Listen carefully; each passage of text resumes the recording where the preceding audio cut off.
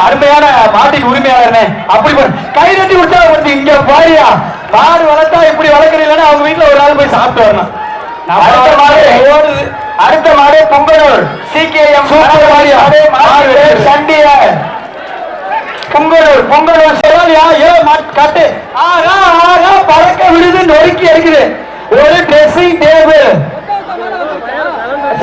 super மாடு பிடிக்கா இல்லையா பிடிக்கா